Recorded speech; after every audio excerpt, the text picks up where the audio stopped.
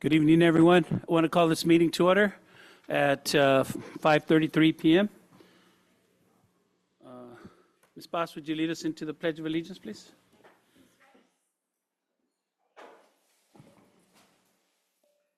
Ready? Begin. I pledge allegiance to the flag of the United States of America and to the republic for which it stands, one nation, under God, indivisible, with liberty and justice for all. Thank you. Thank you. Can we get a roll call, please? Yes, sir. President Joey Acuña Jr., Here. Vice President Jocelyn Vargas, Clerk Silvia Paz, Here. Trinidad Arredondo, Present. Valerie Garcia, Present. Jesus Gonzalez, Student Trustee Roxana Medina. Present. Thank you. Thank you all. We're going to move into recognitions. Item 2.1, recognition of Questbridge National College Match Scholarship recipient, Desert Mirage. I believe that is Ms. Sotelo's. Who's doing that? Ms. Sotelo?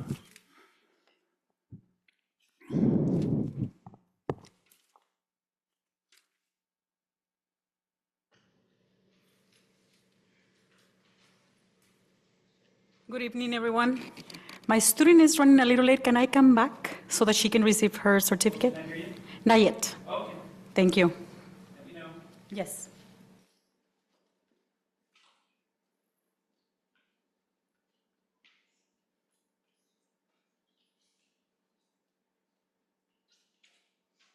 Okay, moving on. Hopefully she'll get here before we go to closed session. Moving on. Item 3.1, closed session, public comments. This is an opportunity for members of the public to address the governing board regarding any closed session items within the board's subject matter jurisdiction. Please complete a request to address the governing board form and hand it to the recording secretary. Speakers will be limited to 3 minutes per person with a maximum of 20 minutes per subject matter. I only have two, so we're going to go ahead and go with that. Agenda item 3.1, Dale Weissman, CSEA.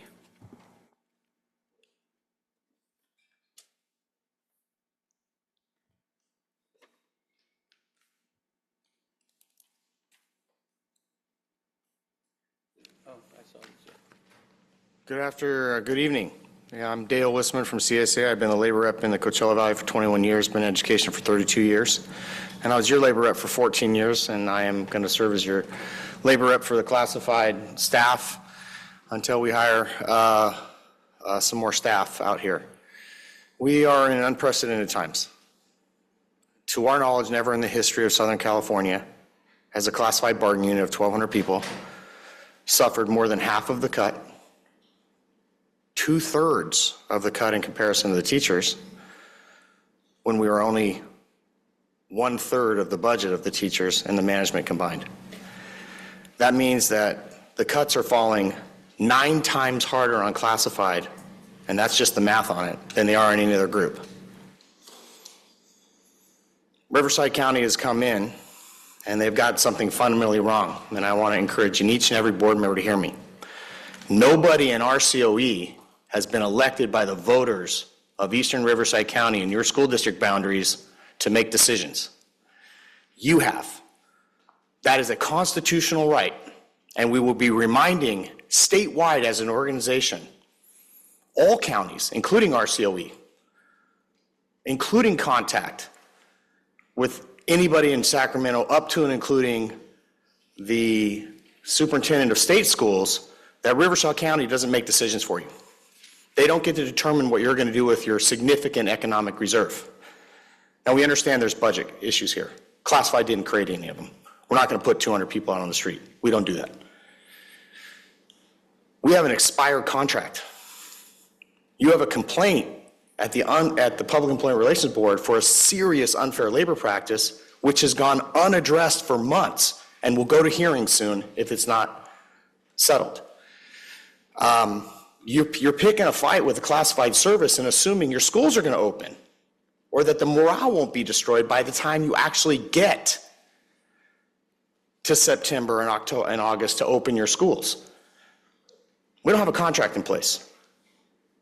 There's something else going on here too. I've been in Desert for almost 30 years. I'm a fluent Spanish speaker. My wife is a fluent Spanish speaker. I grew up in the Central Valley in a town just like this outside of Modesto, California.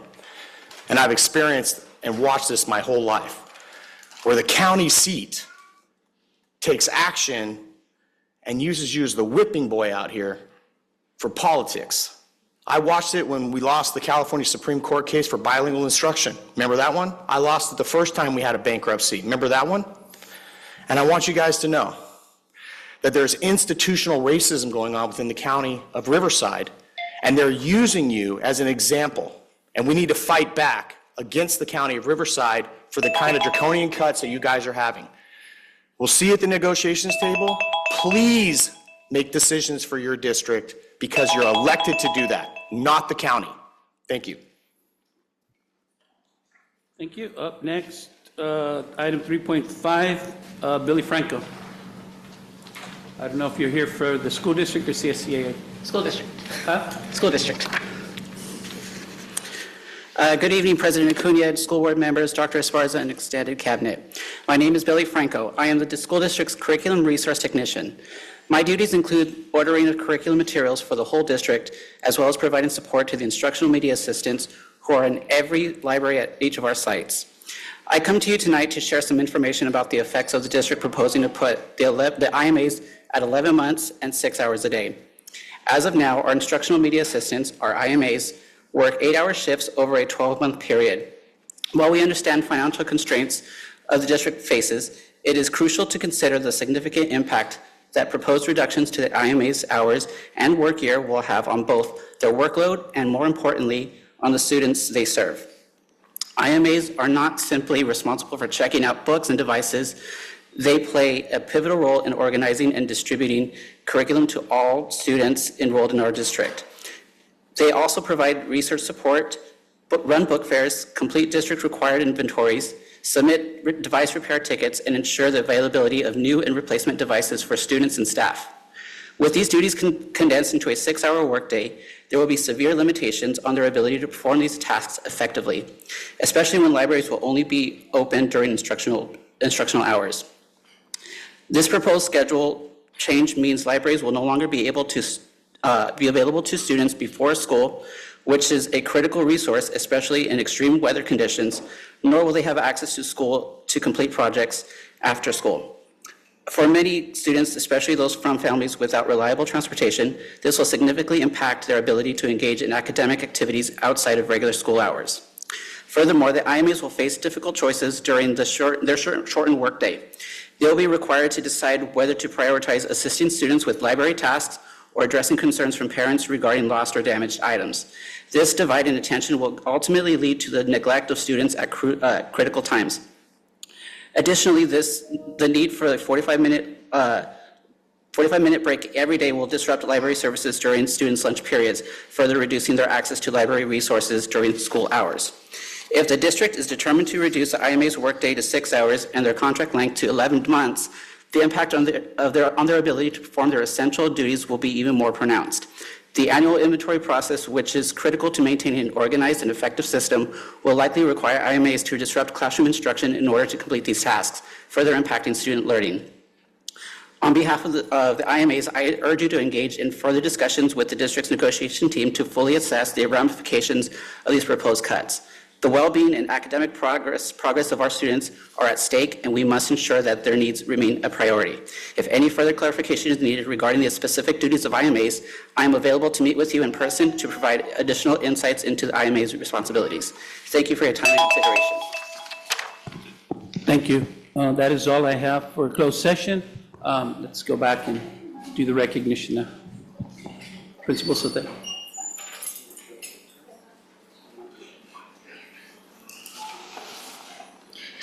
Good evening, Board of Education, Dr. Esparza, and community here present. I'm Elizabeth Sotelo, proud principal at Desert High School. I'm here to introduce Erika Negrete. She has been selected as a recipient of a full 4-year scholarship from Questbridge National College Match Program. This prestigious award will allow Erika to pursue her dream of becoming a neurosurgeon, with plans to attend the University of Notre Dame in 2025. Erika is one of the 2,627 high school seniors nationwide to receive the Questbridge Match Scholarship and the third one in the history of Desert Mirage High School. Out of more than 25,500 applicants, only 627 were matched with top-tier colleges and universities through QuestBridge, each receiving a full scholarship, and one of them is our student, our DM and our CVUSD student. QuestBridge is a nonprofit organization dedicated to connecting high-achieving low-income students with top colleges and universities. They provide these students with not only a full scholarship, but also a supportive community to help them thrive throughout their college career. Erica's academic excellence is exemplified by maintaining a 4.0 GPA throughout all of her years of high school. She has also dedicated herself to community service, leadership, and extracurricular involvement, including serving as the president of the Puente program, participating in the Medio Ambiente Club, and serving as a Desert Town Hall ambassador for Desert Mirage High School. These experiences have not only contributed to her education, but have also shaped her as a compassionate leader. I am incredibly proud of Erica, as she is a true representative of our DM students. Her hard work and dedication had paid off, and we couldn't be more happy for what her future lies ahead. Y le quiero agradecer a su mamá, que está aquí presente. Acaba de llegar de trabajar del campo y, sin embargo, tuvo que dejar a sus hijos sin comer. Viene trabajando del campo y vino a traer a su hija. Señora, muchas gracias. Gracias por crear una hija tan inteligente, tan trabajadora, y gracias por el trabajo que usted hace todos los días trabajando en el campo. Okay, muchas felicidades.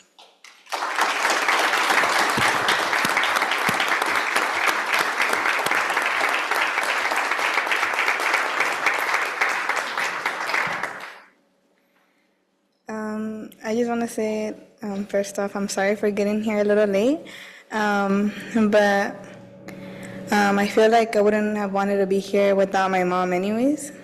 She's really like a huge inspiration for me to try harder, especially with how like hard she works. I'm really proud of her too for being able to make it here, and also I'm really proud of like how far she's come, because I know she's done a lot for us, like especially like for me and my siblings, right, for being a good role model and for being able to provide for us, and even then like having enough time to like take us to where we need to go.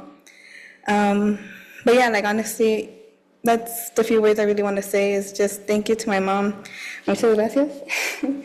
I really do love and appreciate her for all that she does for me, and yeah, I would like to dedicate like all that I do like in my school life to her, because again, she does help me strive to become a better person and to become like somebody in my community, like a change. I want to see a change, so that my bad. I want to be the change in my community that I hope to see in the future. But yeah, muchas gracias, amor.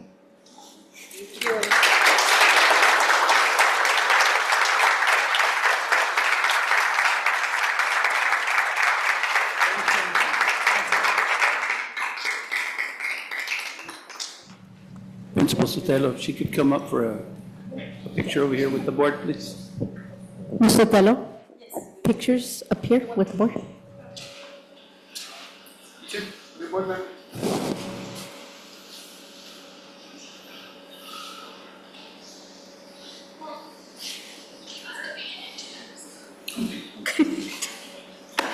I want to.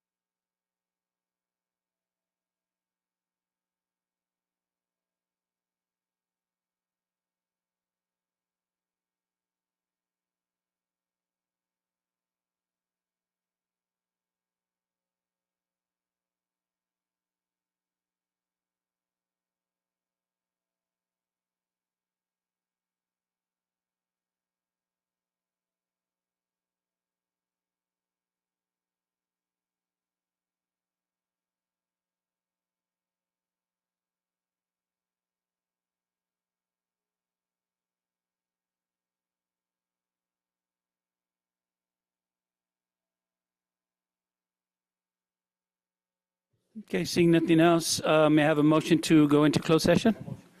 Have a motion, do I hear a second? Second. Have a motion and a second. All those in favor?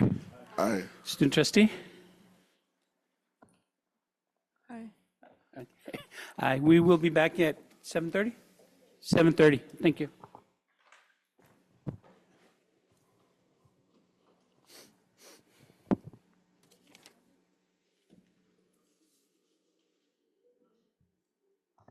All right, we're going to go ahead and get started. We had a motion and a second to return into open session. That motion carried 7-0. Item 4.2, announce action not taken in closed session. Yes. The board took the following action in closed session. Approved expulsion case number 24/25-006 for clear reinstatement. Motion was made by trustee Gonzalez, seconded by trustee Vargas. Motion carried 7-0. And the board took action during closed session under item, I'm not sure what item. This one, sorry. Do we have to read that? I'm not sure which one that item is. Yeah. The board voted to approve the January 23rd, 2025 10-day settlement offer, 20 USC section final settlement agreement and general release resolving a matter for parent OAH, case number 202-411-0491. On this 23rd day of January 2025, motion was made by trustee Arredondo, seconded by trustee Vargas. A motion carried 7-0. That's it. That's it. Okay. Item 4.3, approval of agenda submitted. We will be tabling item, which one is it? Item 7.1 to next board meeting. Do I hear a motion? A motion. Have a motion. Do I hear a second? Second. Have a motion and a second. All those in favor? Aye. All those opposed? Motion carries 6-0. Okay, written communications. I think board members receive written communications. I got mine earlier today. And we're going to move on to our student trustee. Welcome. And it's a student trustee's report. Thank you, President Acuna. My name is Roxana, and I am La Familia's student trustee. So I'm going to be starting with the board report. Oh, I'm sorry. Oh, I'm sorry. I missed that. Wishful thinking on my part, right? I'm sorry. 5.1, board notification request to address the board. The public comments. Let me get that item up. I apologize. Introductory comments and requests to address the board on items on the adopted agenda and items not on the adopted agenda will be considered from the audience at this time. Please complete a request to address the governing board form and hand it in to the recording secretary. Speakers will be limited to 3 minutes per person with the maximum of 20 minutes to each subject matter. Additionally, the person making the request should state his or her name and the name of the organization or group represented. Please be advised that the board is not always at liberty to answer questions right away, and state law prohibits the board from taking any action on items not listed on the agenda. We will start with, I think it's Alicia Villadoles. I'm sorry, I always mess up your last name. I know. Before you start, IT, is there a reason why our monitors aren't working today? Yes, only because I can't see the clock. You can go ahead. Hi, my name is Alicia Valladolid, and I work in Cesar Chavez School. I'm an instructional media assistant / library. I want to express my feelings, and I want to take you back. 18 years ago, I got my positions. It was 11 months and 8 hours. We started working in August, and the students came in September. We have time to set up for the students. At that time, we only have 3 workbooks and 3 textbooks and a little bit of equipment. As the years went by, they added more workbooks, textbooks, and more equipment to our job description. Well, guess what? We started in August. The students came in August. I didn't have time to do all my stuff. Example, I came on the year 2017, I came here to the board, and I told you that I explained to you that I have 45 pallets to do it on the month that I was out, July. And they expected us to do the TEs of the teachers by August 1st because they had training. I came to you, there were 3 board members, Mr. Cunha, Mr. Gonzalez, and Ms. Vaz. One board member said, send her help. I didn't. I came back and they said, I did it. A month without no pay. A month without pay. Now going back 2 years ago, we became 12 months and 8 hours. 12 months, 8 hours, because they added another department to us, which is equipment. Anything below 500, we need to tag it and put it to Destiny. Well, you say, well, what is it? It's iPads, LCD projectors. Anything is equipment, we have to do it.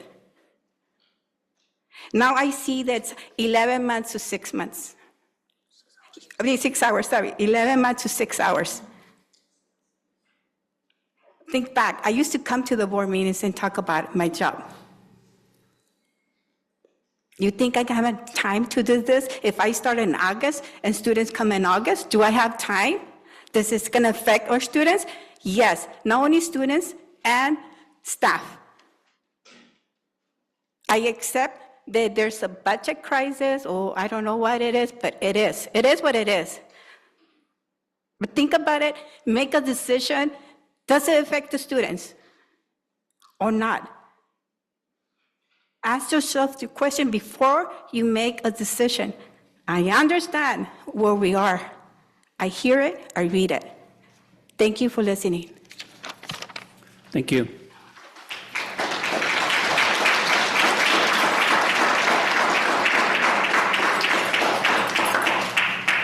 Next up is Hilda Castro on wellness centers.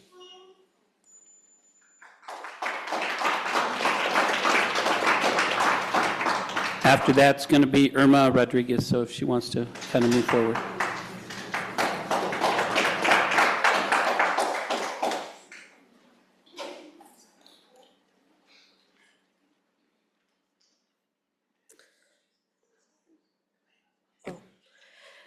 Good evening, members of the board. I'm Hilda Castro. I'm here today to speak about the importance of keeping the Wellness Center open full-time. Personally, I dealt with disrealization, depersonalization, and anxiety. I can tell you that these episodes don't happen on schedule. Emergencies are unpredictable, and when they occur, students need immediate access to help. Having the Wellness Center open full-time ensures the support is there when it's needed, not just when it's convenient. I went from being too scared to leave the house to joining sports, traveling, and speaking on TV about mental health in rural areas. But I'm not just here speaking for myself, I'm speaking for the underclassmen who will come after me. These young students, many of whom who are just beginning to deal with their own struggles with mental health, will be deeply affected if the Wellness Center is not open full-time. They deserve the same opportunity and support and growth that I had. And cutting the Wellness Center's hours would take away from them. This Wellness Center is not just a resource, it's a lifeline. If we limit the availability, we risk the well-being of many students. I urge you to keep it open all days of the week, because mental health crisis don't take days off, and neither should our support systems. Thank you.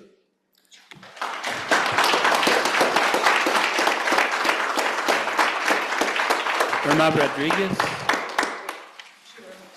Rodriguez, followed by Evelyn Centano. Good evening, everyone. My name is Irma Carolina Rodriguez, and I'm here to talk about wellness centers. Wellness centers should always be fully staffed and available to students daily because crises do not follow a schedule. They can hit at any time. Personally, the Desert Mirage Wellness Center saved my life. If it had not been open that day when I needed it most, I would not be standing before you here today.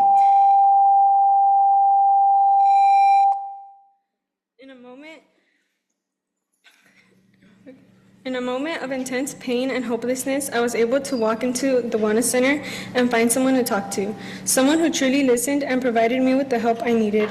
The Wellness Center was not just there for me in my darkest moments. It has been there every step of the way since my freshman year, offering me support, guidance, and a safe space to process my struggles.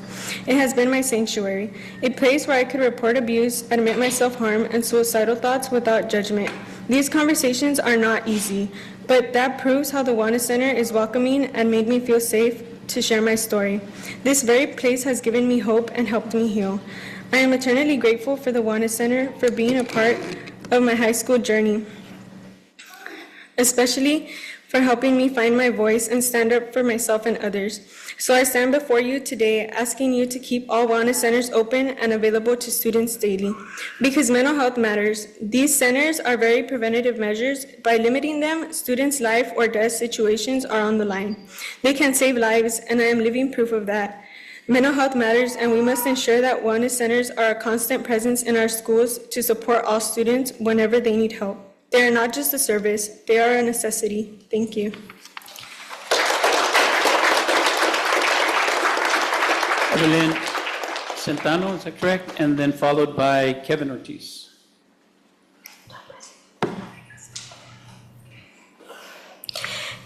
Good evening, CVUSD family. My name is Evelyn Centeno, and I am a 12th grade student at Desert Mirage High School. Over the past 4 years, I have the privilege of benefiting from the Wellness Center, which has been an essential resource in my personal and academic growth.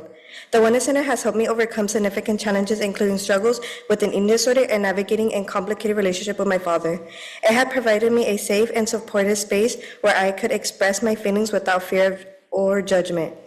Knowing that I had a place to be heard and understood brought me immense comfort and allowed me to focus better in a class by releasing the emotions I had held into for so long.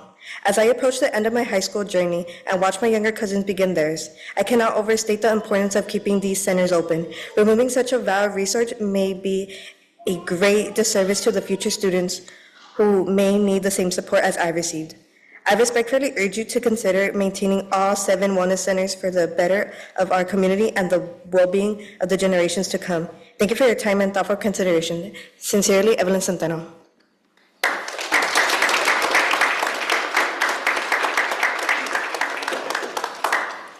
Kevin Ortiz, followed by Janelle McDonald.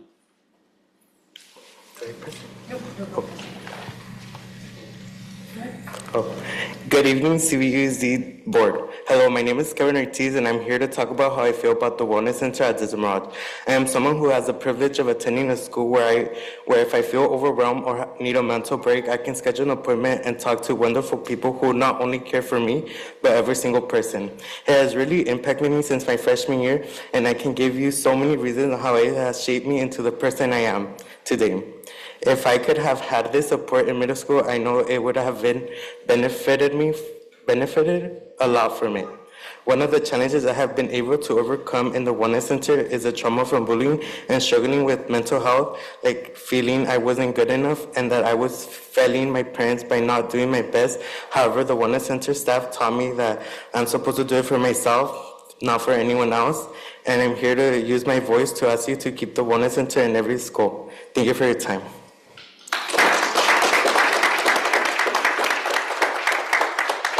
Janelle McDonald. Good evening, CVUSD family. My name is Janelle McDaniel, and I have the honor of serving the students at Desert Mirage High School as a Wellness Center teacher.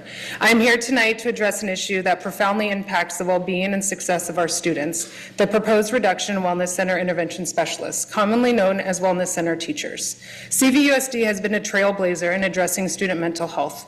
In February 2022, the first Wellness Center opened at Desert Mirage High School. Since then, districts have expanded to 7 wellness centers serving every middle and high school. This forward-thinking initiative has been recognized locally and nationally, including being featured on Matter of Fact with Soledad O'Brien, as well as a feature article in the NEA magazine. To provide context, national data on youth mental health is alarming.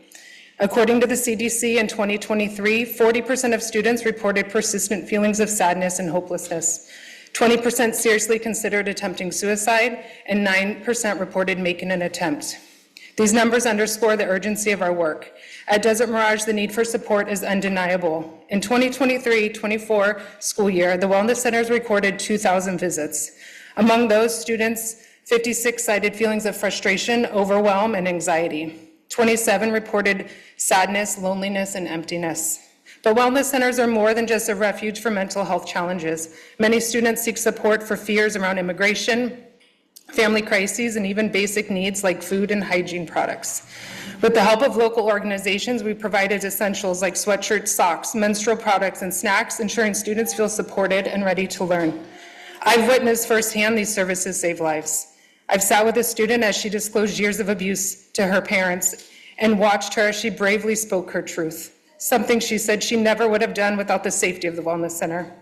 Unfortunately, stories like hers are not uncommon. Tonight you heard from some incredibly brave students who are willing to speak to their struggles in order to help others. But please know that hundreds of other students are just not ready to share.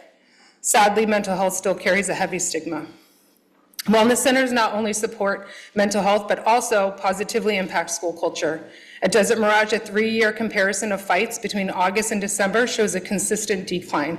In 2022, there were 87 fights during this period, compared to just 35 fights this year, a reduction of 52 fights. This highlights the significant role wellness centers have played in promoting conflict resolution. I understand you have some tough decisions to make, but we have a responsibility to put students first, and mental health is a foundation for strong academic scholars. I encourage all of you to please visit our wellness centers, engage with our students, and hear their stories firsthand before making any of these decisions. Thank you for your time and thoughtful consideration.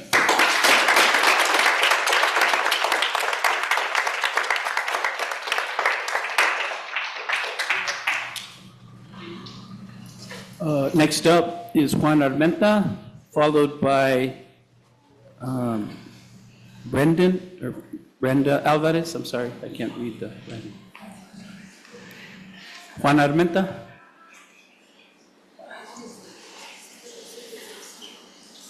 No?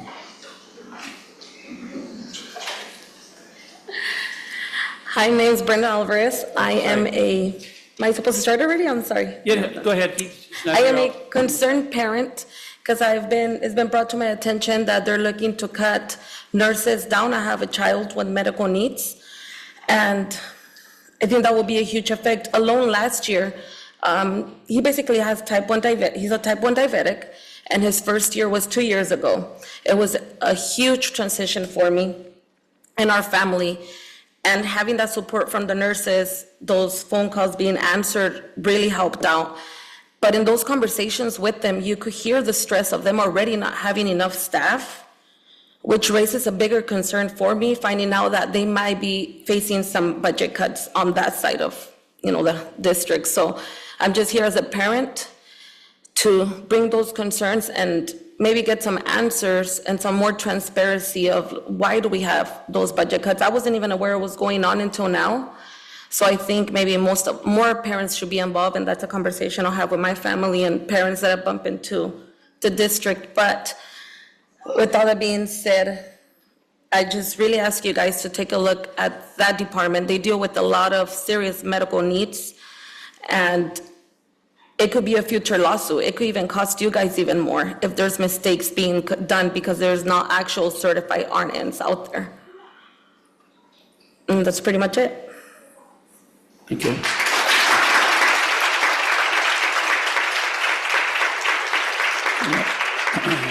Next is Noel Diana, followed by Xander Friend, I'm not sure what, I'm sorry.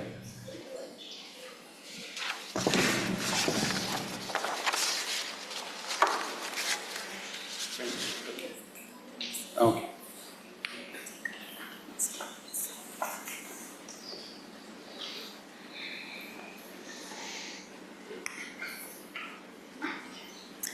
Hi, good evening. We're just passing out some paperwork that we put in there. A couple of things that you'll see are some letters from concerned parents that were not able to be here, and then some accurate numbers as to what we see and students that we service.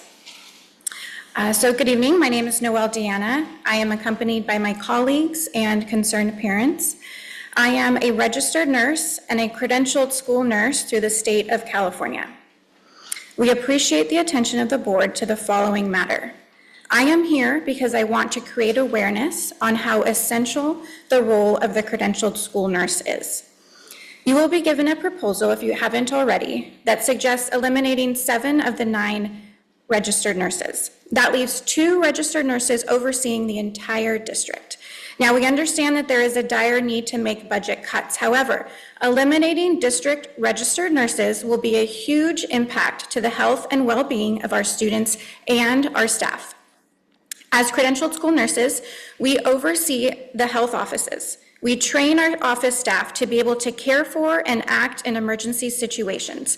We train admin and security. We train teachers to give medications on field trips. We train our health mobility aides to be able to care for our students with G-tubes, tracheostomies, catheterizations, and so on. We oversee our LVNs and our health techs at our school sites on a daily basis. We teach our 4th graders about puberty. We perform mandated vision and hearing screenings, do health assessments for IEPs, SSTs, and 504s, and case manage our medically fragile kiddos. These are duties that only a credentialed school nurse can do. In short, a credentialed school nurse is essential for creating a safe, healthy, and inclusive environment where all students can succeed. Because as the saying goes, healthy children learn better. Our combination of medical knowledge and understanding of the educational system should make us an irreplaceable asset in our district. Please believe me when I say the work that we do is not able to be included in this 3-minute speech. The district is proposing to replace bachelor's and master's educated, credentialed, audiology certified nurses that specialize in the field of education with essentially unspecialized personnel. This is unsafe practice. It is a liability not only for the district, but for our own professional licenses. Therefore, if our students' health and safety is a priority, you will keep your district nurses and support staff. Thank you.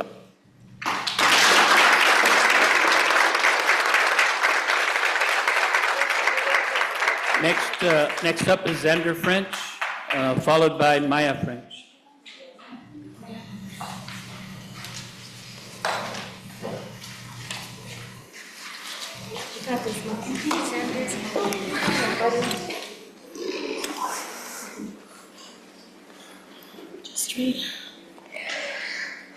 My name is Xander. I am a 7th grader at Toro Cam Middle School. I have asthma, ADHD, autism, and I have type 1 diabetes. I am here to share why you should not have a big cut to the team of nurses that help keep me healthy and safe. They make sure that my diabetes is in check, I have no symptoms for my number being high, and the nurse, Miss Yoli, helps me with that. She changed her schedule so I could do ACEs. My asthma is scary because I can't tell that it's acting up, but Miss Yoli knows it's acting up and has me do my puffer. So in summary, the nurses help me feel like a normal kid. If there's no trained nurses, because I need a nurse to help me feel more normal, so I need the nurses to be in my school. So if you cut the nurses, I would miss them and I would be worried because I wouldn't have the same help that I have now. So please, don't vote to cut down the nurses.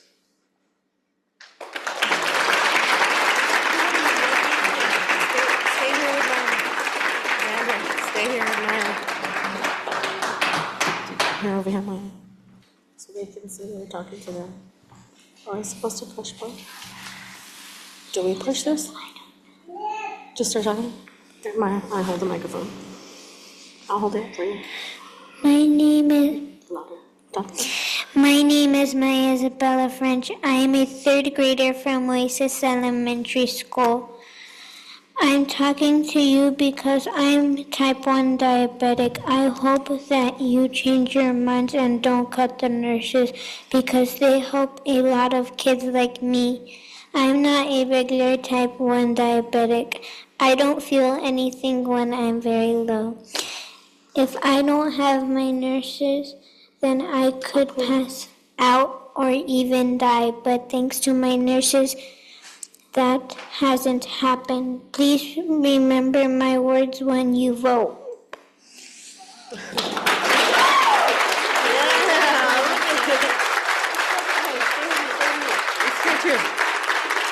You can't abandon me. Next we have Marta Barragon, followed by Alberto Ochoa.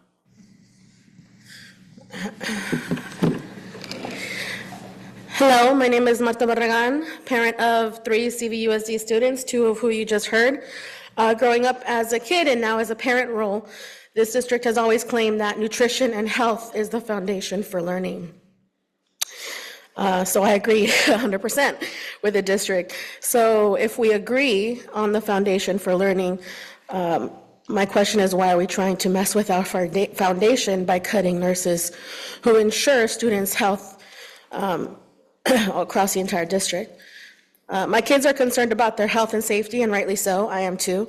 Their well-being depends on what seems like a necessary evil vote on a budget, right? I want to share a little bit about our situation with the current nurse team in place. So at middle school, my son did not have a nurse available for the first day of school so he could stay for ACES. Me knowing first days of school never run smoothly, I had taken the day off of work to be on standby. I ended up staying with my son the first day so he could participate and have access like a typical kid. After that, our phenomenal nurse, Miss Yoli, did, like my son said, adjusted her schedule so she could make sure that happens for him.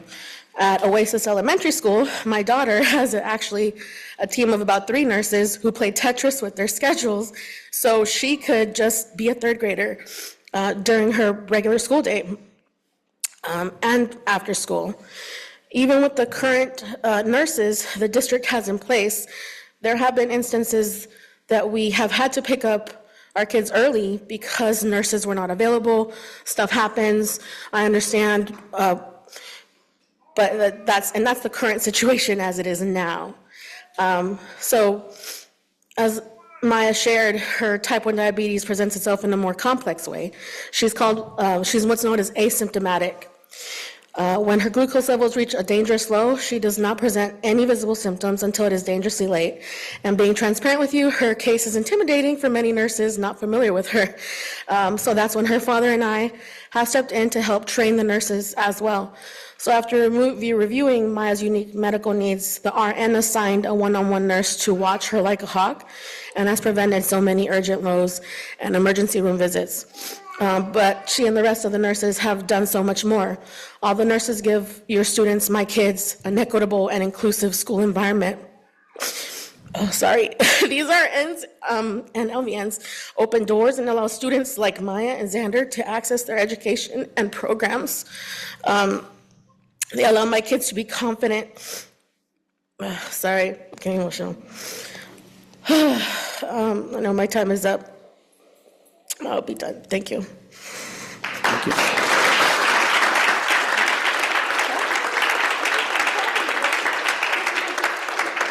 Alberto Ochoa.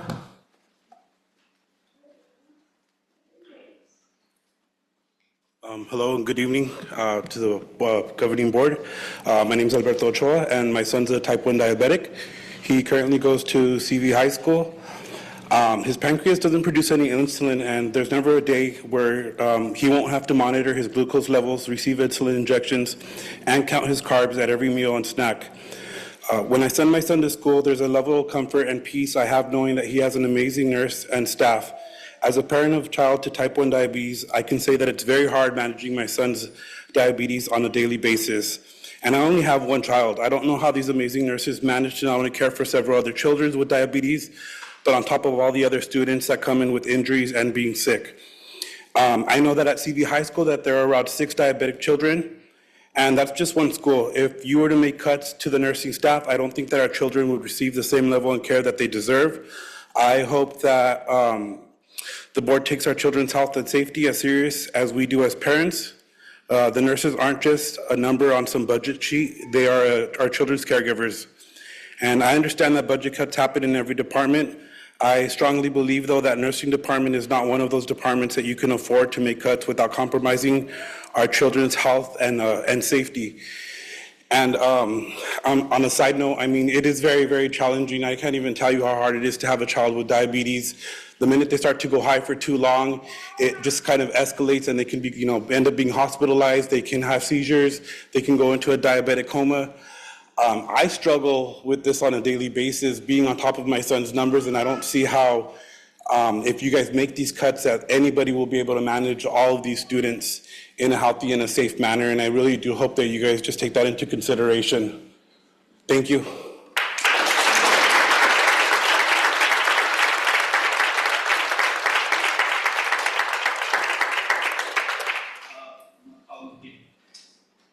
I'm going to call him again one last chance. Juan Armenta, assuming he's not here. Okay.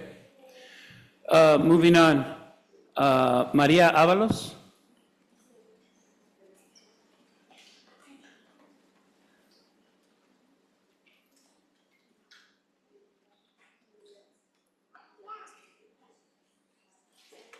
Followed by Rosa Perez.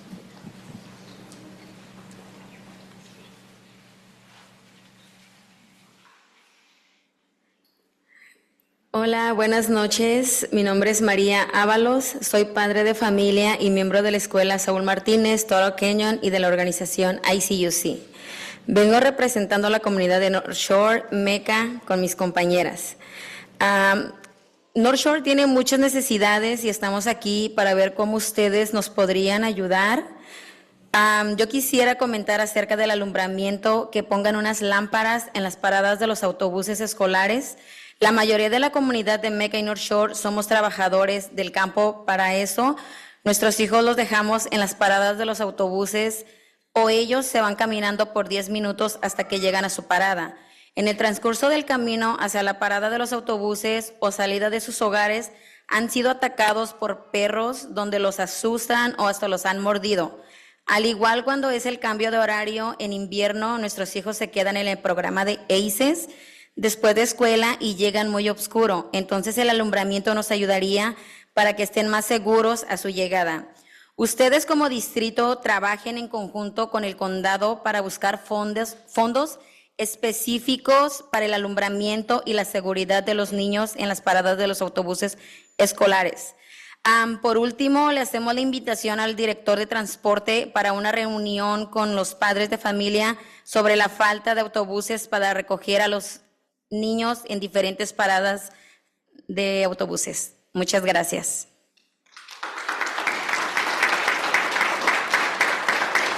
Rosa Perez. Hello, good evening. My name is Rosa Perez. I'm a CVUSD alumni, graduated last year. I am here to talk about my experience. I as well was, like Mari mentioned, a student that had to go to her bus stop at 5:50 in the morning because the bus would pass at 6, where there was no light at all. It was just my flashlight from phone that I had to get visibility from. I as well was there early in the morning. You guys know in the summer, since the sun goes up, it's really hot. I would stay there until the bus would get there. Sometimes the bus wouldn't even get there, so we would be standing there for up to like an hour with no shade at all. So we would all be suffering from the heatness. And I would like you guys to take in consideration what I've just said so we can see what you guys can make a change in. Thank you.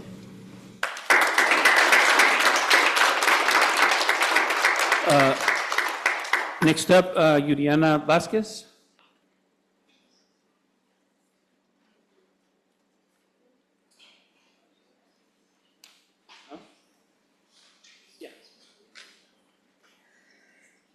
Good evening, board members and superintendent. My name is Yuriana, and I am here on behalf of the school RNs and LVNs, as well as my daughter who attends Mecca Elementary.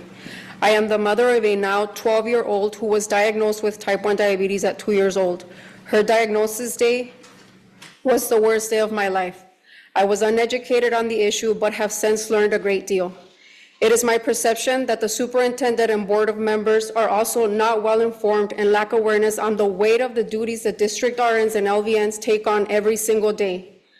I advocated tirelessly for my daughter to have the services that she needed at school, and these ladies helped me through it all. I would not be able to confidently drop off my daughter at school without knowing that the coordination they carry out within their program will ensure my daughter's safety in the school and prevent a medical emergency. Proposing that what is now a team of 9 be reduced to 2 is insane and overall irresponsible. It is a systemic form of discrimination against children with medical conditions, educational inequality by jeopardizing their opportunities, and racial inequality, being that most kids in this district are of Hispanic origin whose parents are unaware of their rights when advocating for them. The only reason I'm able to hold a job is because I rest assured that these ladies are certified and well-trained to handle any emergency that arises from my daughter's diagnosis. I refuse to leave my daughter's safety in the hands of unlicensed front desk school staff. The district RNs do an amazing job at enforcing doctor orders, coordinating field trips, and monitoring my child's blood glucose levels. Reducing the district's health department and expecting it to function in the same manner is irrational. The quality of their work will be compromised, and with it, my daughter's health. God forbid a medical emergency occurred. Who will be held liable for not having medically certified staff on campus? My daughter is currently in 6th grade. She still has 6 more years to go. Do not infringe on her right to have a proper education without having to worry about her medical diagnosis. If anything, validate and be considerate of the work these ladies carry out and the enormous responsibility that comes with it. Just for reference, an undetected low blood glucose level on the field while playing baseball can induce a seizure and lead to a head injury. A high blood glucose level can interfere with her focus and cognitive processes while state testing. So although it might not seem like it, it really is a matter of health, of life and death, and it poses very serious and unprecedented health risks. Her safety in school wouldn't be possible without everything this team does. Thank you for your time.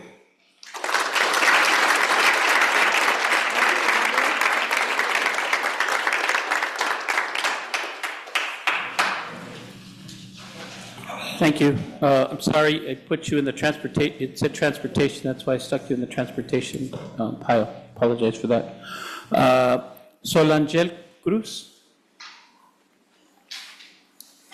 Buenas tardes, mi nombre es Solángel Cruz y estoy aquí, al igual que mis compañeras, para hacerles la petición de las paradas de autobuses que sean dignas para nuestros hijos.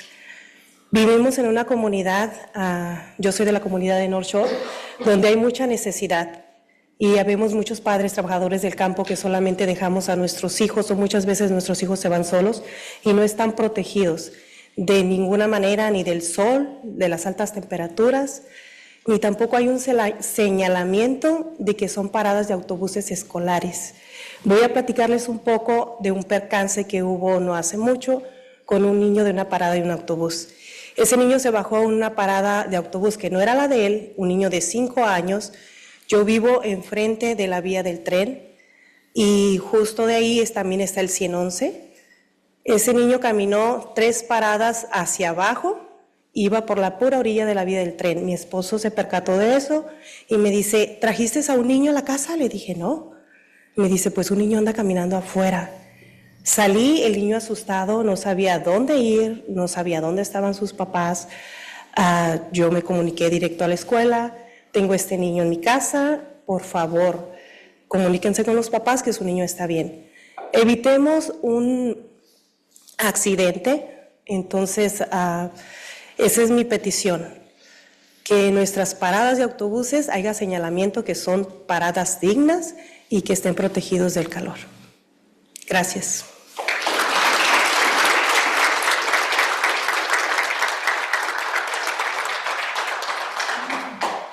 Conchita Posar. Muy buenas noches, señores representantes de la mesa directiva y presentes aquí en este día. Estamos al tanto del déficit financiero que estamos pasando como distrito y nos preocupa mucho la educación, la seguridad de nuestros niños. Si ahora que todavía no tenemos el recorte del personal, estamos teniendo problemas e inconvenientes con nuestros niños. Por ejemplo, en la escuela Saúl Martínez hay clases combos. El recorte de choferes implicaría el recorte de profesores implicaría más clases combos en las escuelas. Tememos que esto vaya a afectar a la nueva escuela de North Shore que está por abrir. En otro punto, en el mes de enero, el 6, el 7 y el 8 de enero, el segundo autobús no levantó a los niños de la parada Lookout y Miramar, que serían para los niños que van a la preparatoria de Desert Mirage. Estos niños tuvieron que tomar el Sunlight para poder ir a la escuela. Si no tenemos choferes y tenemos recorte de choferes, esto afectaría el transporte de los niños hacia las escuelas correspondientes. Ustedes como autoridad y representantes del distrito escolar, les corresponde buscar fondos para poder cubrir esos fondos que afectarían la educación de nuestros niños. Los maestros, los enfermeros, directores son esenciales, así como los choferes son esenciales para que la escuela esté brindando la educación para nuestros niños. Es así que yo me dirijo a ustedes, mesa directiva, que ustedes en sus manos y en sus mentes tienen la decisión, pero que esa decisión no afecte a nuestros niños. Estos fondos que no tenemos el momento, les corresponde a ustedes como representantes buscar fondos para poder cubrir esos pequeños detalles que estamos teniendo ahora y que no afecte la salud, la educación y el transporte para nuestros niños. En sus manos está nuestra educación. Nosotros como padres nos levantamos todos los días con el lonche para nuestros niños para que vayan a la escuela con su desayuno. En sus manos está la educación y el transporte y el bienestar. Así que por favor, antes de cualquier decisión que ustedes tomen, piensen en la educación, en el bienestar y en el transporte de nuestros niños. Como distrito estamos pasando un momento difícil, pero que eso no afecte la educación de nuestros niños. Muchas gracias, señores representantes de la mesa directiva, por su atención. Que pasen buenas noches.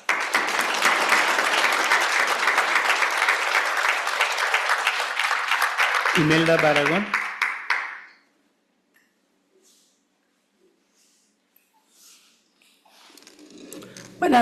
Buenas noches, yo soy la señora Imelda Barragán, yo vivo en North Shore. Yo vengo a representar a los papás, a las mamás, a las familias que no pudieron venir porque están trabajando. Yo, gracias a Dios, mis hijos ya no están en la escuela, ya mis hijos ya tienen sus, ellos se me recibieron ya, gracias a Dios. Lo único que vengo a representar es que por favor pónganle si pueden y si ustedes saben la mesa directiva para que les pongan una sombra, agua y luz, porque yo ya miré a mis hijos cuando iban a la escuela en el calorón, llegaban pues todos sudados, igual como nosotros de padre que trabajamos en el campo, así llegaban nuestros hijos. Y yo eso vengo a representar a los padres que no pudieron venir, vengo a representarlos a ellos, porque trabajan, yo sé que es duro el trabajo, porque yo también trabajé en el campo, pero aquí estamos para que ustedes como la mesa divertida, de la mesa divertida les ayuden, por favor, y para que esos niños tengan su agua, tengan todo. Los niños, y aquí estamos presentes, y muchas gracias.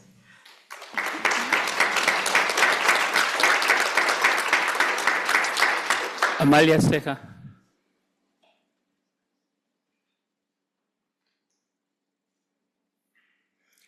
Buenas noches, mi nombre es Amalia Ceja. Esta noche estamos aquí para pedirles salidas alternas en la calle de la 72 y Rocky Point en North Shore, debido a los desastres naturales que tuvimos recientemente. Todos los niños, es una comunidad pequeña de North Shore, no pudieron acudir a la escuela, ni los adultos a trabajar. Todo estaba cerrado. Necesitamos otras salidas para una emergencia. La única es el 111, entrada y salida. Les pedimos, por favor, que trabajen en conjunto con el condado para buscar fondos para estas calles externas que necesitamos. Gracias y buenas noches.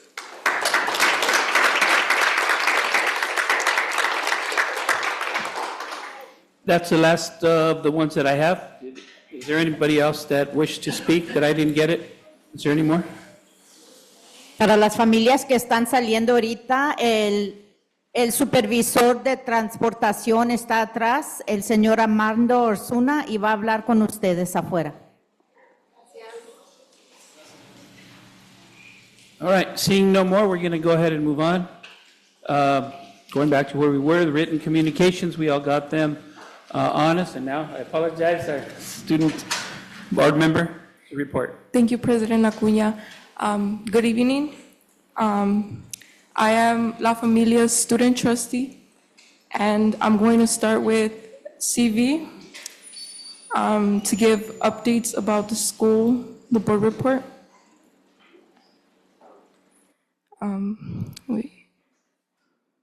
So our student trustee Lynette said, I'd like to follow up on what's being done for the restrooms at Coachella Valley High School, this being the gaps in the doors and how the walkthrough went. I also want to give a shout out to all the sports team for their excellent performance. We're excited about the new technology coming to our buses and the positive changes it will bring. I also wanted to share how much I've appreciated the student ambassador group. It's been great seeing them in action, especially when they talked with Alejandro Cobos about an idea we all support. The initiative, Attention to Communication, aims to bridge the gap between students with minor disabilities and those without, promoting inclusion and stopping unnecessary separation. Any help or ideas for this event would be incredible to hear. Thank you. And for DM Sport Report, counseling seniors are receiving help with FAFSA, DREAM Act applications, and scholarship opportunities. All Puente seniors have completed FAFSA and received admission to Cal State universities with UC decisions coming in March. CTE web design students have successfully created their own personal websites. Achievements: girls wrestling placed second in league, and boys soccer is in first place in the Sun Valley League. Health Academy: job shadowing opportunities are scheduled for next month. And for the West Shores board report, second semester has officially begun, and our counseling team is working on course changes. Interim, iReady reading and math, 98% completed.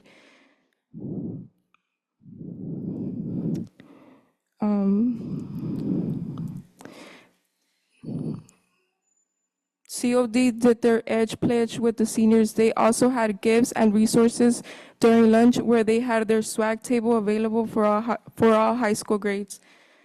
And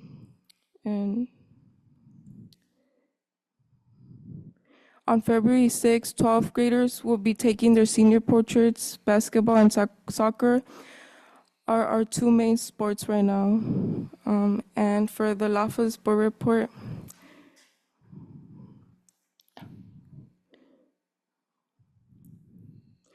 I have something to say. Students have expressed their concerns regarding the school buses not showing up at all on many occasions. We really hope there is a solution to this issue. However, in comparison to months ago, we have seen many improvements in transportation, starting from implementing the direct bus routes and not needing to take the CB or DM bus. And I've also talked to some students, and they've said that they had to call someone to take them to LAFA because the bus wouldn't even show up. And well, obviously that's sometimes they can't even get breakfast and they arrive late to school. And we have also had issues with the outside tables in LAFA. Some of the tables have deteriorated and leaned down. I would like students to feel comfortable and feel safe in our school. Thank you.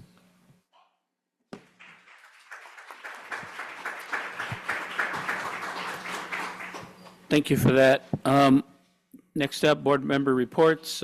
Board member Arredondo, if you want to start.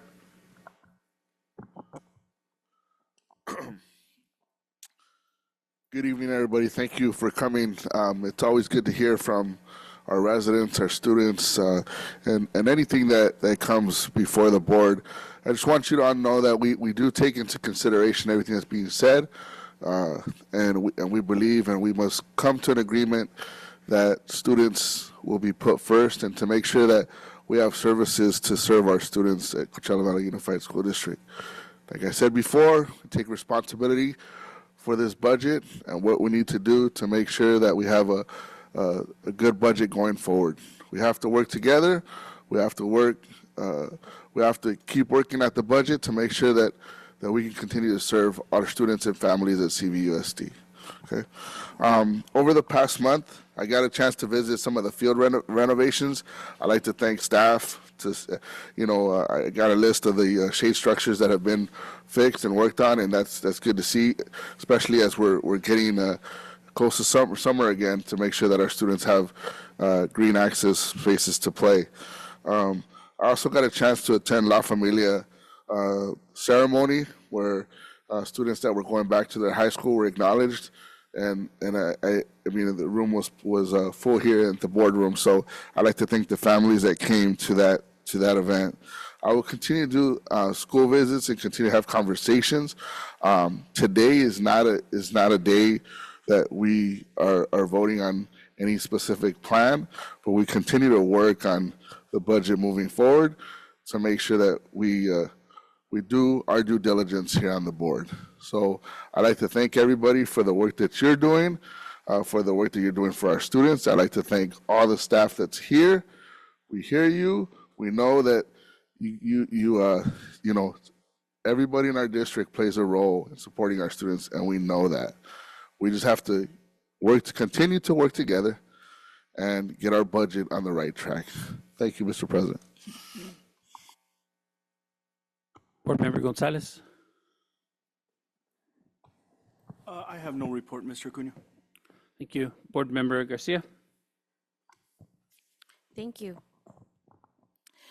Again, to echo a bit of Trini, it takes a village, and we really did have an excellent representation of our full community here who spoke to us, and we take that so seriously.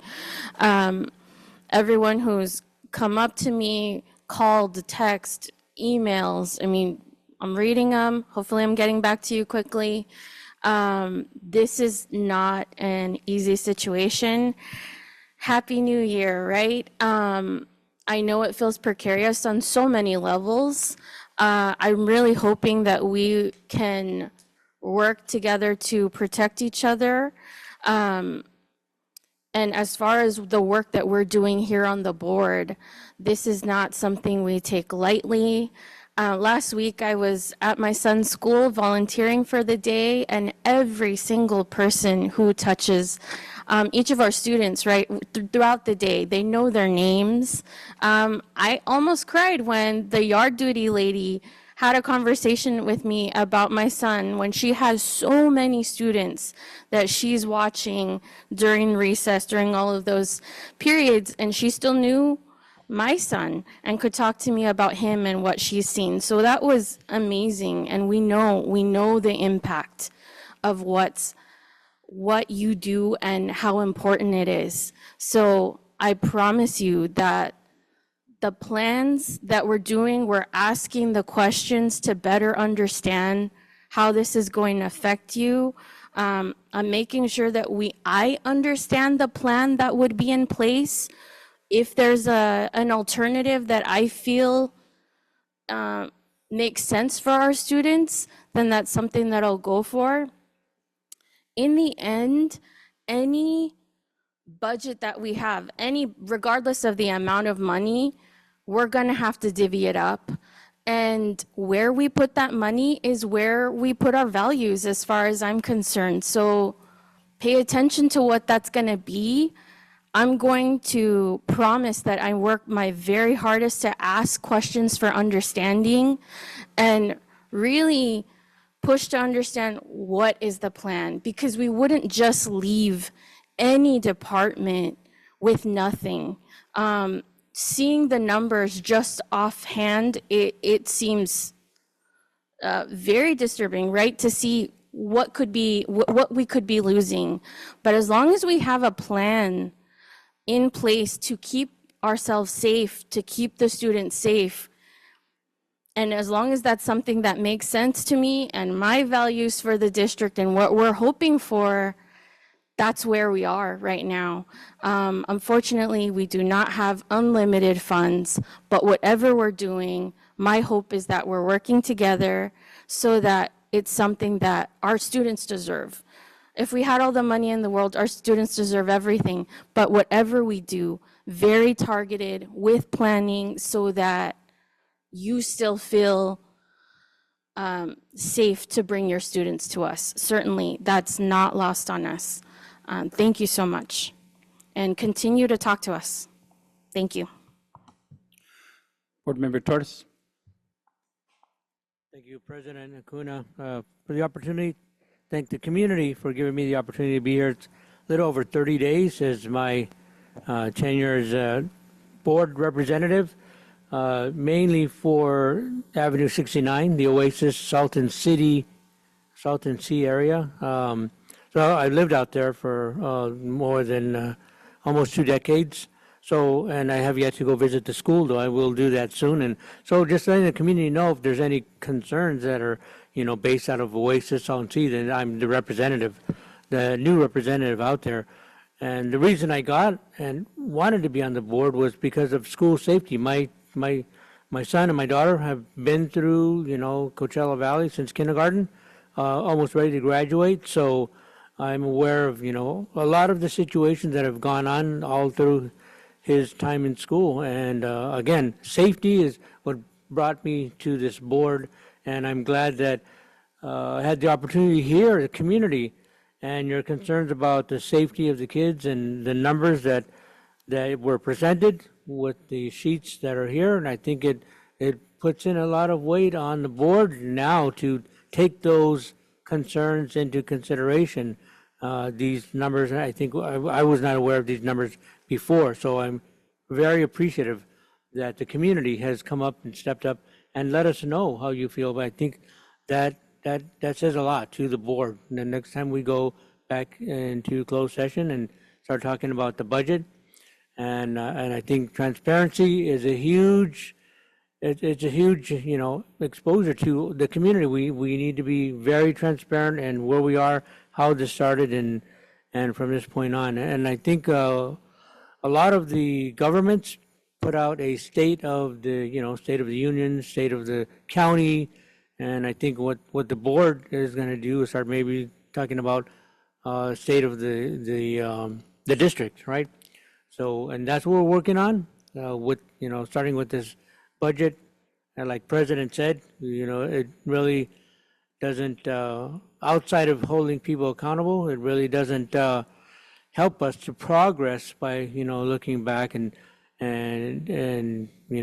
looking at retribution. I think the better point is to grow from this and look forward. And like I said, the main thing is taking all those concerns and using that with our budget voting. So again, thank you, President, for giving me the opportunity, community, for giving me the concerns, and for letting me represent you on this board. Thank you. Thank you. Vice President Vargas. Yes. Good evening, everybody. Thank you all for public comment tonight.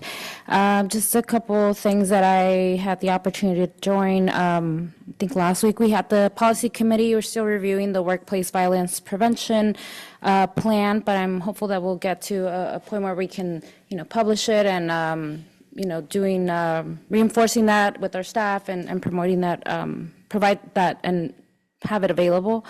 I also had the opportunity to join I visited the CVUSD Science Fair Award ceremony. It was really great to see all the students and the parents who were really excited, with their projects that they shared. I shared with folks, I don't feel like I was that smart as an elementary kid. They had some great topics. And the last thing I had the opportunity to do, I was invited to join a conversation with parents out at West Shore, so listen to some parent concerns, and I'm hopeful that staff will be following up with them to just provide, some assurance to some of the concerns that they raised, and I'm hoping that they will connect with other board members as well. With respect to the public comments tonight, I really appreciate everybody. As Trustee Garcia mentioned, our budgets are a reflection of our values, and it's really difficult, right? I think, we've had to, well, for me, I've had to, really spend that time to think about, the direction and the decisions that we'll be making in the coming months. Every single person that came today to provide public comment, and I do apologize for running late, so I'm hopeful to hoping to follow up with some of the folks that comments I missed. But it's hard, right? Like, how do we decide which of my values is more than the other, right? Is health more important, right? For me, I work at the college and provide assistance with basic needs, and to see the impact that basic needs has on a student's academics, it's very, very difficult, right? So that even that comment to me directly was something that I value, right? And so, I'm hoping that we'll continue to have those conversations with the public. I acknowledge that I don't have all the answers. I don't know that any of my colleagues, well, maybe I won't speak for all my colleagues, but I don't think that I have all the answers, right? So I'm open to having conversations and just listening to folks, and I'm hoping that we can all kind of work together, right? There are pieces that we'll need to have negotiations around, right? And so I think for all of us, the hope is that we can minimize that impact, right? Staff is family, and it's not easy to make these decisions. So I just thank everybody for being honest and coming up and sharing the thoughts, right? So thank you. Thank you, Vice President Vargas. Well, welcome back, everyone. 2025, kind of starting the way the 24 ended, in the same manner. We're still here. We still have a budget deficit, and we need to move forward. Also wanted to mention, I did attend also the La Familia on Track celebration. It was great to see the students who are back on track, who came in, who are doing, many of them are going back to their original school sites to hopefully graduate by then. I think one of the great things that I heard that night was that while we were all very proud of where they're at, the job is not finished. It's not finished until they actually graduate. And I think many of the parents and even the students understood that this was a good time to celebrate, to reflect on what they have done. But the true job ends when they graduate and then go on to their next career. So I thought that was very inspiring, and a lot of the parents that I spoke with and other parents that spoke up, very supportive of the job they're doing at La Familia. Obviously, nothing's perfect. Everywhere we can improve everywhere, but they were very appreciative of the support that their kids were getting at La Familia, and being able to either stay there and graduate or move back to their original sites and graduate. I did have an opportunity to go check out the new the sports field over at Palmview School. It's pretty much done. There's a couple of things that I did have questions on this afternoon. As I was walking around, I noticed there was only one water faucet. It's a big park, a lot of kids, and so thankfully at the facilities committee today, they're going to be looking at possibly adding a few or making recommendations for that. I think that those things are kind of important, only because, again, they're the little things that sometimes the architects forget. Oh, we'll put up a water faucet, it's okay, the kids can line up. When you have, what do we have there, 800 kids or so there? I don't remember it. Palmview? Huh?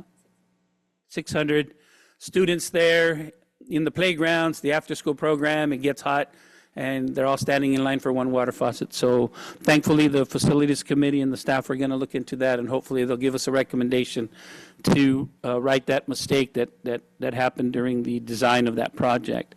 But it does look really good, and the kids were out there having a great time. As far as all the people that came to comment today, I've said this before, whether they support what we're doing, don't support what they're doing, I always appreciate people taking the time out of their lives, quote unquote, getting off the couch and coming out here to participate. I always appreciate it. Again, whether I agree or don't agree, it doesn't really matter. I think the fact that they're engaging in the process and coming out, especially the parents, I think it's very important. You know, we have a situation with our budget that needs to be fixed. And we asked our staff to put a budget together for us. They did. It's the board's job to either accept it or change it or put anything else in there.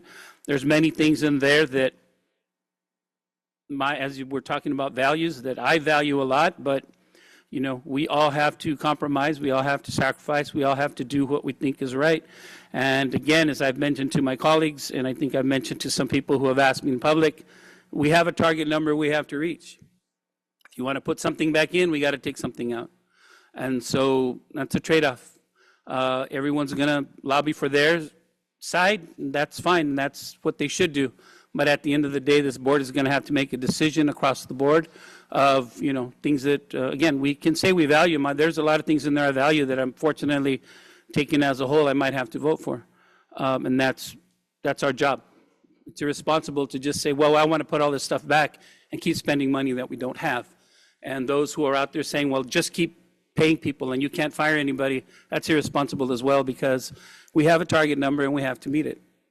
We can point fingers and blame at how we got here. Yeah, we can do that. I'm willing to play that game. You know, for those of you who don't remember, we were discussing a little bit about this, but in 2018, 2019, we already started down this progress about cutting and reducing staff and doing all these things. Then COVID hit and we got all the money in the world and everybody kicked the can down the road, myself included. You know, I was on the board. I have to take responsibility for the same thing. We kicked the can down the road. And then when we started trying to do that last year, obviously, when we passed the budget, some of us who voted for a budget to actually start acting responsibly, we were not able to implement that budget. That's why the county's here now. And when they say that, you know, they don't kind of trust us, well, I can't blame them. We told them we're going to do something last year and we didn't do it. So until we actually vote for the actual cuts, not the cuts on paper, then hopefully we can regain a little bit of confidence from them and we can keep moving forward. There is one thing I do want to mention, and unfortunately I've seen a lot of people go on TV, do interviews with the media, and just a quick correction, we did not lose $40 million, we did not mismanage or lose or you know, it's not missing. We had a lot of money from COVID come and it stopped. And if you look at all the money we got during those years, it probably equals $50 million a year that we're getting extra. And that's what we need to cut. And again, for those of you who want us to keep spending money, people have said, let the state take over. Well, that's the vote of the board. If the board wants to let the state take over, let the state take over. It's very simple. You don't vote for the budget, the state takes over. That's on them. I choose to be responsible and try to do what's right for our district, for our kids, but that's just me. So again, if you have a proposal, fine, but everything that you want to put back in has to come out. And something has to come out. It has to balance out, and that's where we're at. And again, I'm not going to be happy voting for this budget if I do vote for the budget. And again, I'll reiterate what I said last time. It has to be an unanimous vote for me. You know, people can't stand on one side and say, oh, well, I'm not going to vote for it because I don't want anybody to yell at me. You guys do the right thing. That's not going to happen with me anymore. If people choose to vote against it, well, I'm just going to support them and I'll vote against it as well. And that way we're all in the same boat. So again, we do have to start working together. We have to start acting responsibly, myself included. And again, but if a majority of the board or some people decide that they don't want to take the hit, they don't want to get yelled at for cutting jobs, which sucks, and I've done it before. It's not a happy thing. I've done it. I've been around long enough that I've had to cut positions in the past. But again, I believe it's unfair to allow a majority of people to take the blunt while the other ones decide to stay back. So, well, I'm not going to vote for it because I don't want to get yelled at. I think that's irresponsible as well. So with that, we're going to go ahead and move on to our superintendent's report. If you want to go forward. Thank you. So during layoffs, sensitivity is extremely important. It's extremely important for us to be sensitive to our staff that is going to be laid off. And so I want to make sure that you understand that, we know that it's crucial because the impact on our employees goes beyond just losing their job. It can affect their sense of security, their self-worth, and their mental health. And so it's important to approach the situation with empathy and clear communication. We've been putting out communication on why we're here. So these layoffs, know that they will take place June 2025. It's not something that's going to happen this month. It's not going to happen in March. In March, people will be informed with a letter, but their last part of their employment with the district will be in June 2025. So we'll be providing supports and resources like unemployment workshops, retirement workshops, and mental health counseling for our staff. What we've done is reduced site department budgets to make sure that we can meet our mark so that this doesn't continue. So what happened in 2016, 17, 18, and was reported to the district in 2019, while COVID money masked it from 20 to 2023, that we look at it and that we are fiscally responsible. As your superintendent, that is my job, is to be fiscally responsible.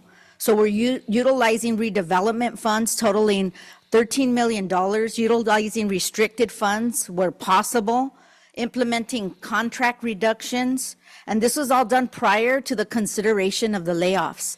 We were able to reach almost $22 million of other monies aside from the monies for the layoffs. And so I want to continue to look for additional cuts. Believe me, we are trying every day for those out years, for 26, 27, and 27, 28, because we will still have to make cuts in those years. It's not just 25 and 26. So it's totaling $60 million, $60 million in 3 years. And so it's a long-term plan that we have to stabilize the district's budget, to fix operations in the district that have not been working, and to provide a high-quality education for our students. So again, as your superintendent, it is my job to make this district fiscally stable. Thank you. Okay, thank you. Let's move on. Item 8.1, Educational Services. Mr. Oliveros requesting authorization to amend contract with Zito West Holding LLC, E-rate year 26, category 1, wide area network services providers to include North Shore Elementary. Do I have a motion? Oh, second. I have a motion and a second. Do we have any questions? All those in favor? Student trustee?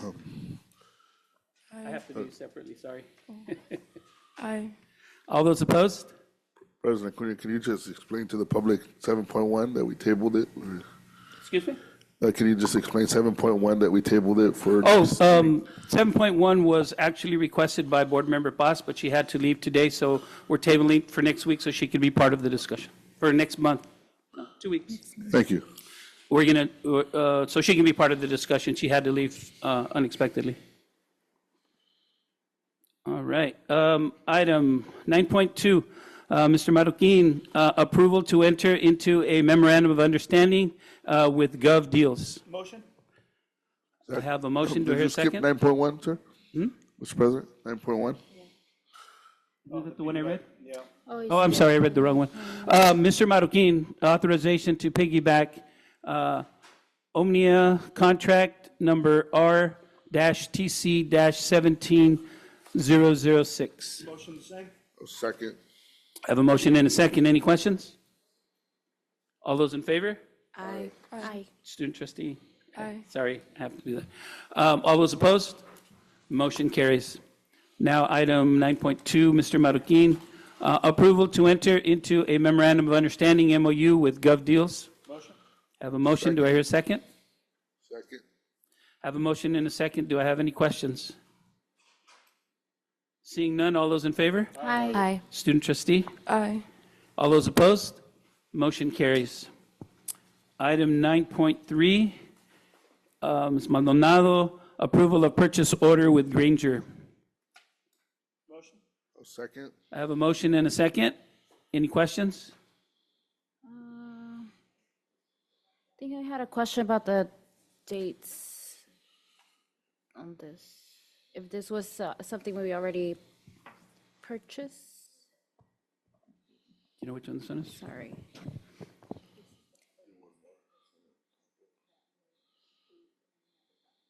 Oh, okay, that's a good distinction. Let me actually mention this. This is an item that was purchased from transportation that was never brought for approval of the board. They ordered it, they bought it, they brought it, they're using the equipment, and it was never brought to the board. So that is one of the items. I think there's a couple of them, maybe one's going to come later, but this is one of those that we have to, they're using the equipment. Yeah. We bought it. They opened the box and we're using it. So in essence, unfortunately, this is one of those times where we have to go back and basically approve a purchase that we never approved originally.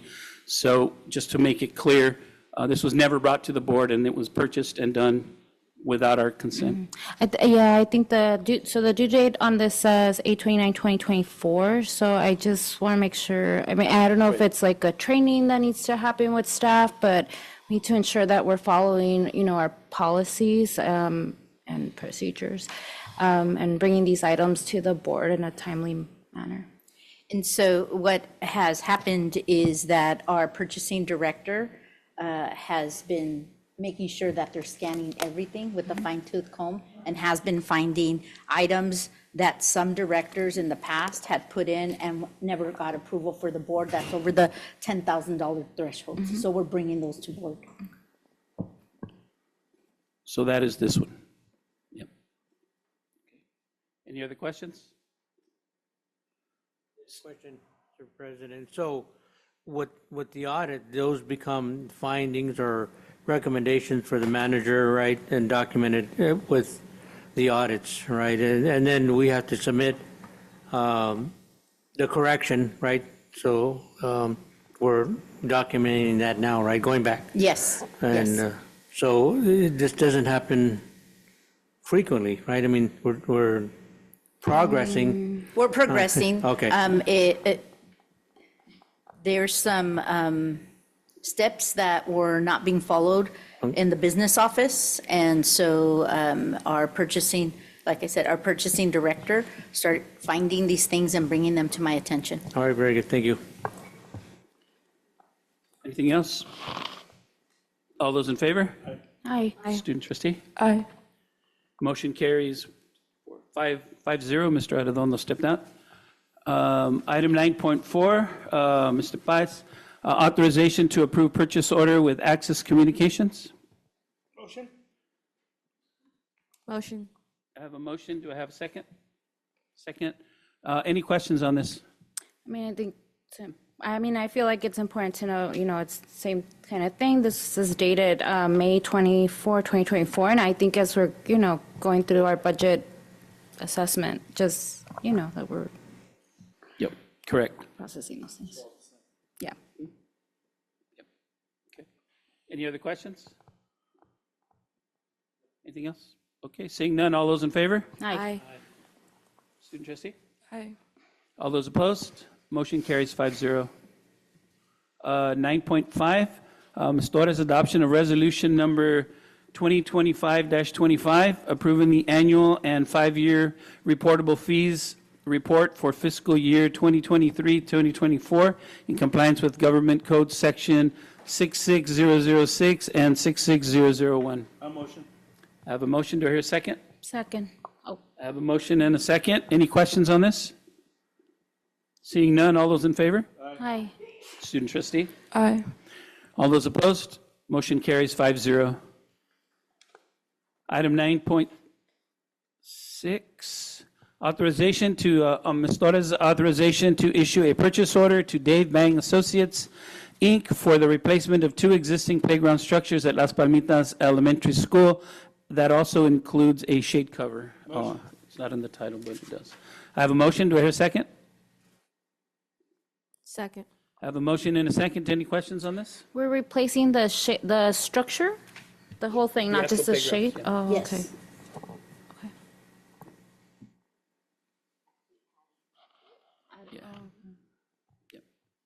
Any other questions? Seeing none, all those in favor? Aye. Student trustee? Aye. All those opposed? Motion carries 5-0. Item 9.7, Flores again, consideration for adoption of resolution number 2025-26, resolution of the governing board of the Coachella Valley Unified School District declaring certain structures as non-school structures exempt from division of state architect DSA review and approval. All motion. Do I have a motion? I have a second. Second. I have a motion and a second. Is there any questions on this? We're all good? All those in favor? Aye. Aye. Student trustee? Aye. Any opposed? Motion carries 5-0. Item 10.1, Dr. Makowitz, approval of provisional internship permit request for secondary 7th, 8th grade science teacher. Do I hear a motion? All motion. Do I hear a second? Second. I have a motion and a second. Any questions on this? Seeing none, all those in favor? Aye. All those, student trustee? Aye. Mr. Arredondo? Aye. Okay. Motion carries 6-0. Next item is our consent calendar.